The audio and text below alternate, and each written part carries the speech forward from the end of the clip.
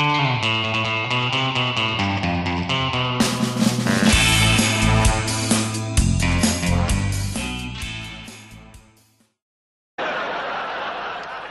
evening. Tonight we tackle a difficult and controversial subject, soccer hooliganism.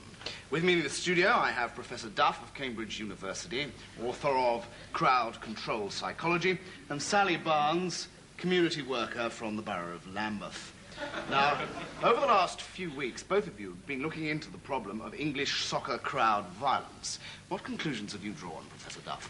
Well, my team and I have really concerned ourselves fundamentally with a statistical analysis of soccer violence as a whole, in tandem with and related to a psychochemical and, broadly speaking, a behavioral analysis of over 1,000 individual soccer hooligans.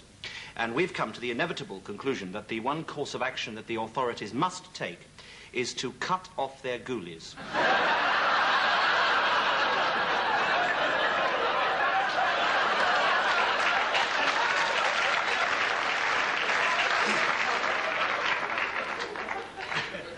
I'm sorry? Cut their ghoulies off. Yes. Well, Sally, I'm sure you'll have something to say about that point of view. Look, Jonathan, I know these kids. I've worked in the areas we're talking about around Lambeth, Lewisham. I know their problems. I know their frustrations, lack of community facilities. I know their parents. And in my opinion, Professor Duff's suggestion that we should cut off their ghoulies is the only solution.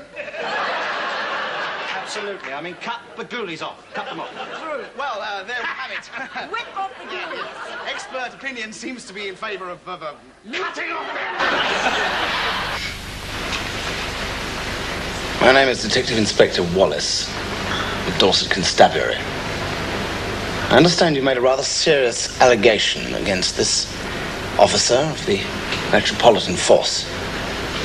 I'd like to hear it in your own words. Well, I've bounced a few Gregories, like, you know.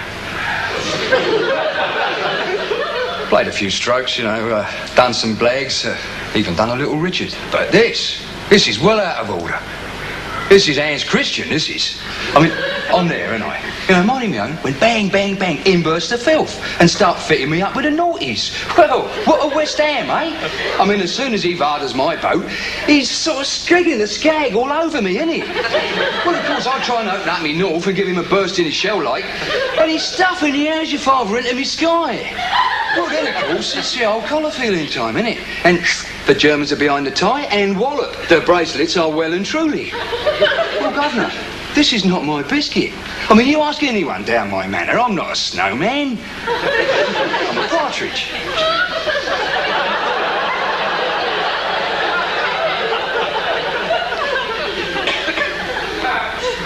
Yes.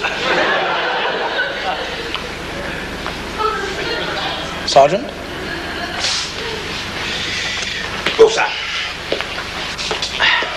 I was down my manor. In the jam jar, I gets a bell. So I chances with the bubbles down to the boozer. I earwigs the conflap and a bit of GBH on the ear holes, and naturally I go in. Now, he has done a concrete trampoline on me, right? I talked to the macaroon at the pumps. He says he's done a flyer into the Benghazi. Well, I know he's not in there parking his breakfast, don't I?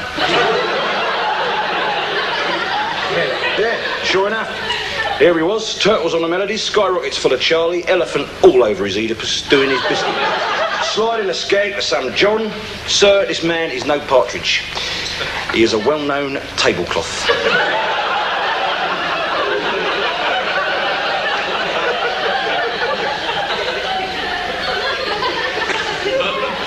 Constable. Yes, sir. Can you verify this? Not many, Uncle. This slate's got a slimy on the bill. I knew him in Clapham when he was on the River Ouse. I mean, all right, he ain't tooled up or nothing. He's no gorilla, but he's usually got some Charlie up his skid marks, and you don't need a daffodil.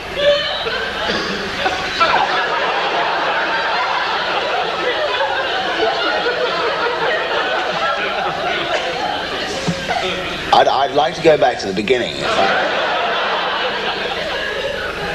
You were in... I was in the rubber, taking a dump. Taking a dump? Yeah, like you said, parking me breakfast. Strangling the darkie. Calling a cobra. Pounding the porcelain. Chewing a lamppost. Squeezing a Malteser. Yes, all right. And you I was in my jam jar, Governor. Yes. Is this a very big jam jar? Look, I caught the skag with my own mincers. Oh, what a load of still go. He's a well-known mixer, this guy. No, look, I'm being fitted up here like a top at Tommy Nutters. Listen, he's in the Benghazi, and it's skyrocketed full of skag all over the place. The macaroons are in the way. Obviously, I'm over and Yes. I think it's all pretty clear to me now. Maybe just a country boy. We're not all bumbling yokels down in Dorset. Let me tell you this. If your spanget bag be crammed with oak bunches, you'll ne'er guzzle a pitcock till the caudal time be out. Do I make myself clear? Yes, sir. Good. Your case dismissed. Conservative Party. Do you understand why the economy is in a mess? Who, me? Yes, you. No, I don't. But it's certainly not my fault. Well, that's where you're wrong. Take your clothes off. What, now? Yes, now. And go into the bathroom. What's this got to do with the economy? Do as you're told. Ah, I see. You mean the amount of money in the economy is like the amount of water in a bath? That's right. And who was it who spent money like water in the first place? The Labour Party? Correct. Now you begin to see why this is all your fault. Of course. If only I'd worked hard like the CBI do. Just stick to your lines, if you don't mind. So, at the moment, there's just enough money in the economy, isn't there? Yes, it's perfect. I'd love to get in. Yes, that would be fine if you were trim and well-managed. But you've been spending too much. I am fat. Correct. And what happens if you get in when you're fat? Well, because of my excess weight, or spending, the bathroom of the economy is flooded. And the fluffy carpet of British industrial strength is flabby and uncomfy to stand in. Go on. And the more I behave like a trade union, the worse it gets. Absolutely right.